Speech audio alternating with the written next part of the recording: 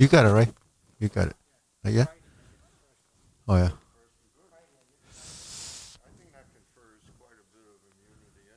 Yeah. Yeah.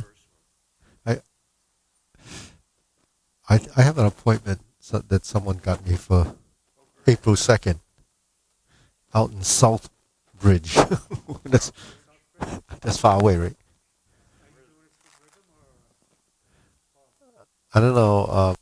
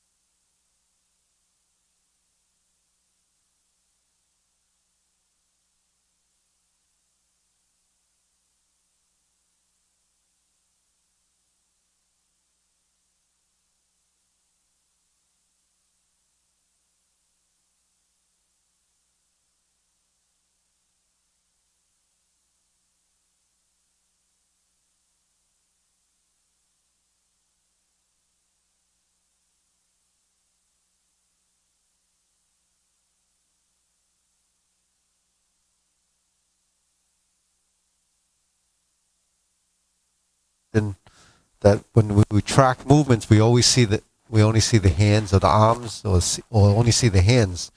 So in this instance, when we speak of the hands, what do we mean? Or in any instance, when we speak of the hands, what do we mean? We mean the limb, the arm, right? It's not, hands are not, in Kung Fu, hands are not just the hands. Just like when we say the feet or the legs, it's the whole limb. Because you have, when we talk about the 12 coordination or the 12 joints, we have, you know what those are, the ankles, the knees, and the hips. So if we speak of those joints, how could we think of it as just a hand movement, right? So if you're doing this and you focus on, even though that's the gesture, if you're focusing on only what's going on there, then you can't focus or tie your arms into it. If you can't tie your arms into it, then you can't tie your torso into it. Because if you already severed it here, how can you bring it to here? See? So that's why when you do your movements, don't just look at this stuff. Look at this stuff. Then you can get the body form. The body form is what makes the imagery. If you're just flicking the hands, that stuff isn't what we're trying to do. That's what you see or perceive it to be. But the thing is, when you're here and you're here, that's just the results. That's all that is. But it has to come from here. Just like when we're here, all you're doing is this, right? But what about this? What about this? What about the body? So when we do this, it seems like it's so brand new, isn't it? It's so brand new, right, Kim? When we first started doing the water movement, does it seem brand new to you? As a switch like this? Is it a meaning what you see here, right? So you're just focusing on the hands. Do we have something like that where we alternate the hands?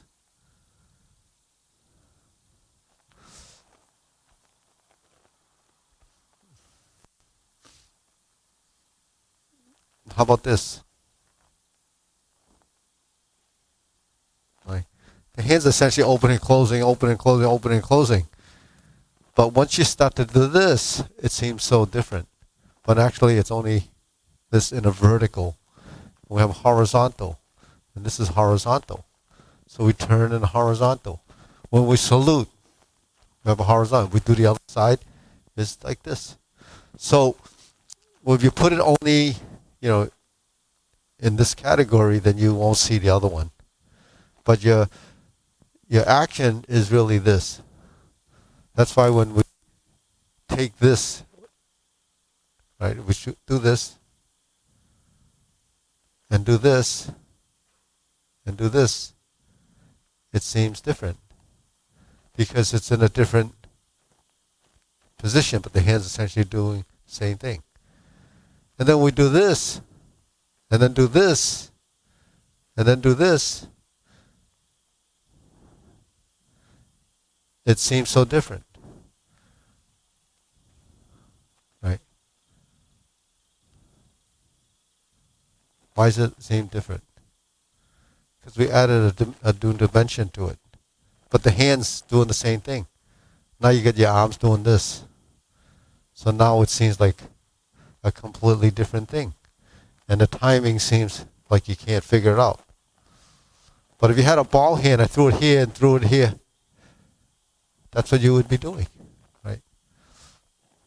So, when you're doing motion, and it's just an action, it's what you programmed up in here. And what's up in here is what drives all the movements. So if you learn it, and then you see it, then that you've already opened up the line to understand what you already saw, because you already have something there that's similar. So it falls into a category. So you can't differentiate between one category from the next. Your body would be confused. So that's why we go through this process, and we go through from horizontal. So vertical to horizontal is the natural exchange, because you can't go from here to here and here to here without turning your shoulder. So now we know that we have to turn the shoulder. So when we sink the elbow, relax the shoulder, that's what that is. So we sink the elbow, relax the shoulder, that's what that is. So if I turn my body and I sink my elbow, relax the shoulder, 1, 2, 3, 4, it becomes a back fist. If I turn it the other way and I drop this way, it becomes a dropping palm. That's all we're doing, is as simple as that. But the thing is, it gets very, confusing to the body, because now we have like, oh, this is so different when we turn. Actually, it's this. It's this. It's this. Because we tie it to the body. So if you want the movements to become applicable and become a reflex, your body has to recognize it. Because if you go like this, he throws a punch, and I go like this, that's the motion. Right? Because here,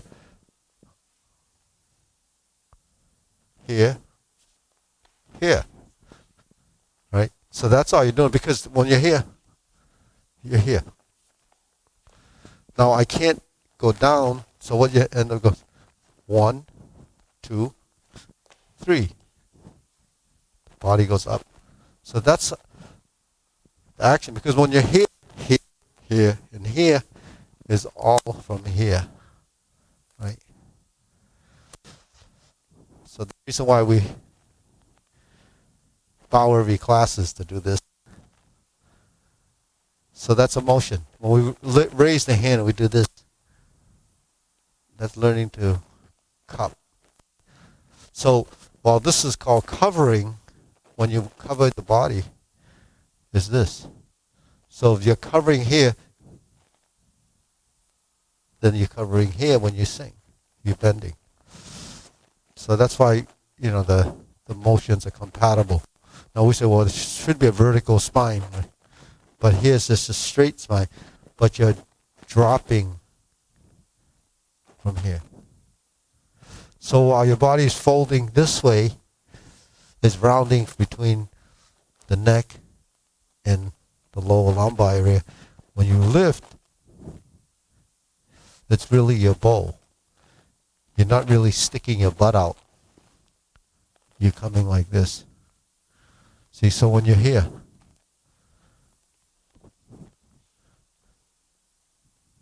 you try to move from here. You try to move from here, and then you try to keep the vertical spine. So do the action just to see that. Okay, do it a few times and see if you feel it into the legs.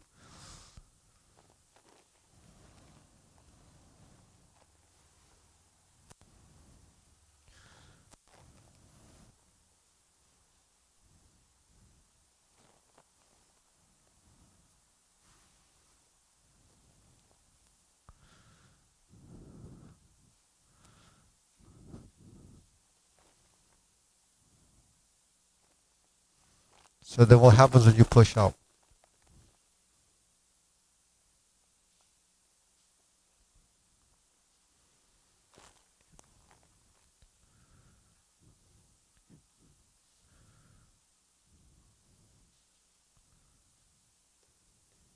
Yeah.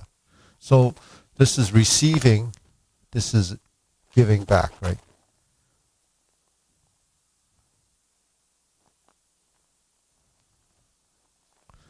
So your legs can project forward, right? You're here.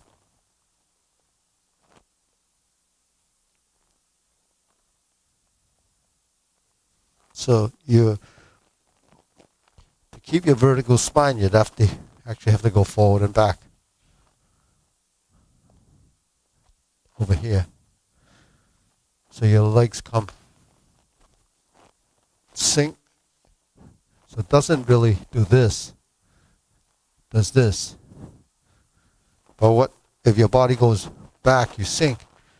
You go like this, and so there's where the responses in your legs. So that's just a sample, like give you an example so that you can understand how involved the legs are. But it does take some, tensing, relaxing in the legs. So that's an action. Your legs will always be hard and feel like they're tight. Because while you're doing an action, you're still bearing your weight. It still has to support your weight, so it can't be completely relaxed. So control and movement has to be some tension and some contraction on the other side in order to create an action. So that's a balance.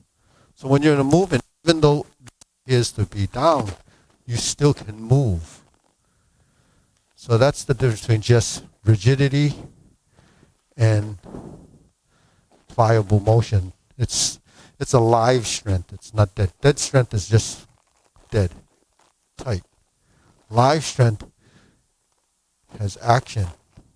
So even though it's tense, it still has mobility in the sense that when I'm here, this is tense and it's as tight as I can get it.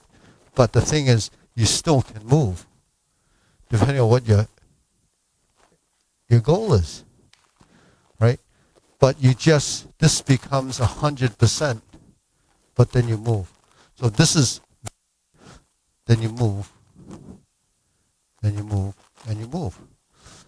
Something else would drive it. You know what I mean? So in a position, like if he's in a stance, and he's in a horse stance, and I can't move this way, I can shift.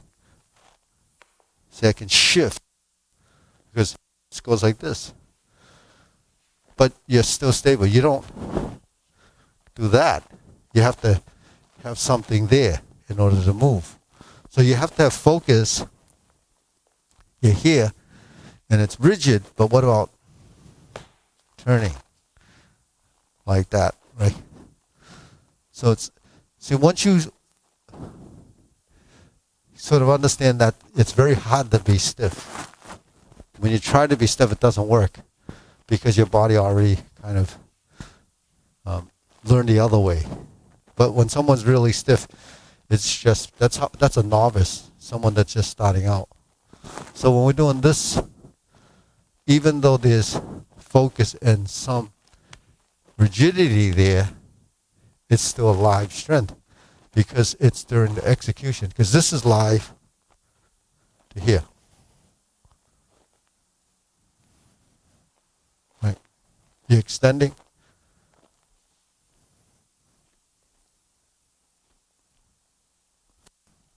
See?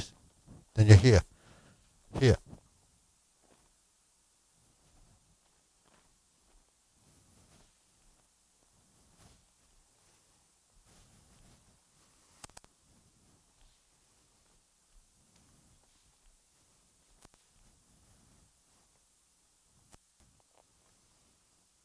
So it's very precise because everything is cycling and it's been driven into your musculature as that action, and it just does it. So that muscle memory and sequential event that we talk about is really pretty amazing what your body's capable of adapting to. And it doesn't happen overnight because you have to sort of build that. So, depth of knowledge gets thicker and thicker as you practice. So that's what your skill level should be becoming. It's becoming that. So when you look at the center line, we talk about that a lot. It just goes there because the framework of the body knows. It's not here because this wouldn't be out of line. It's here, and you will find it here. If I'm here, it goes back. If it's here, it just knows from this, right? From this. Everything that we're doing is around or looking for that line. So your body will know where it's going to go. If you go to side, you go to corner, It knows that because this, this knows. So there's muscle memory there too. Every joint has muscle memory or joint angle position, because that's what proprioception is. It defines the position that you keep telling it to do up here, and then eventually your body will learn it, because there's no other information. You're feeding it constantly. This is the way you're supposed to do it.